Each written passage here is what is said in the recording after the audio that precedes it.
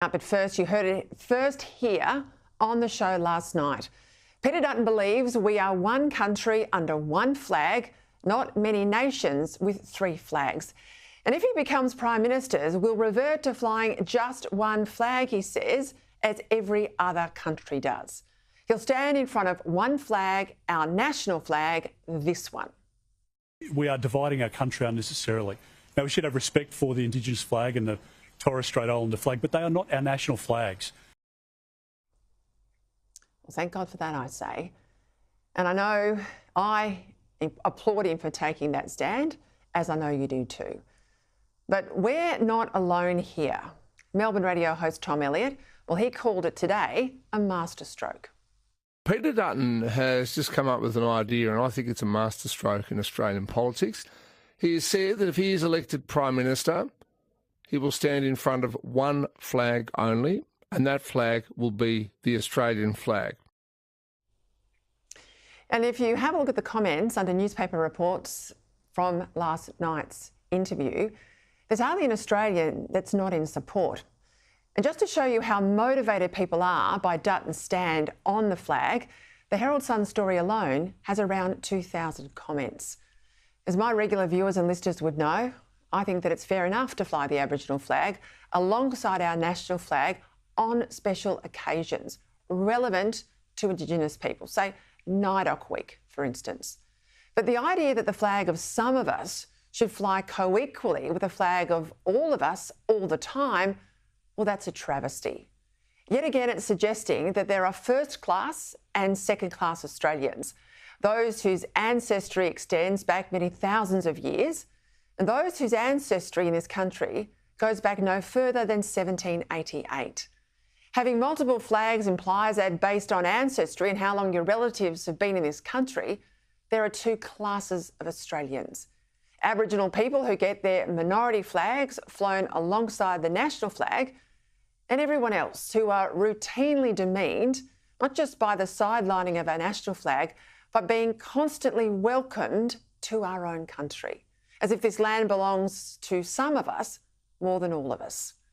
When asked whether he would change his current media conference practice of standing up before the Australian flag only, Dutton said asking people to identify with different flags is confusing. We are a country united under one flag, and if we're asking people to identify with different flags, no other country does that. The opposition leader went on to say we should value and respect our heritage, including that we are a great country in part, he says, because of migration. And we should also speak a lot more about our migrant story, the incredible story of people who came here, particularly in the post-Second World War period, with nothing and have worked hard as tradies, as farmers, and they've educated their children. The next generation's done incredibly well. They've done well themselves. We're a great country today because of that. We don't talk anything of that part of our history. Again, amen to that. As my old boss Tony Abbott used to say, Australia's got an Indigenous heritage, a British foundation and an immigrant character. That we all have had a part to play in building the magnificent country of modern Australia, and that our contributions, like our people, should always be regarded as equal. Routinely including Aboriginal flags at every official occasion just makes every settler, every descendant of settlers, feel like we are only permitted here on sufferance. The fact is that we should stand up for who we are, for our values, what we believe in. We are united as a country when we gather under one flag. Dutton accused the Prime Minister of walking both sides of the street on this issue, especially coupled with his ambivalence over Australia Day. The Prime Minister's not out there calling out Woolworths and not out there calling the pubs who don't want to celebrate Australia Day, etc., because he wants to be all things to all people, which is why people rightly perceive him as being the weakest Prime Minister that we've had in our country's history. And he's right. In refusing to devalue our beautiful national flag, Dutton's not just taking a stand against the current Prime Minister. He's also differentiating himself from his predecessor, Scott Morrison, who said that fighting culture wars would not create a single job.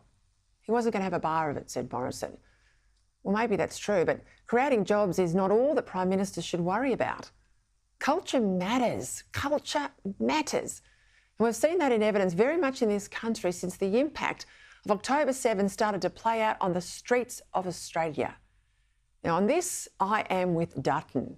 National pride matters, and we'll never retain it if our Prime Ministers are embarrassed about our flag or our history. Bring on the election.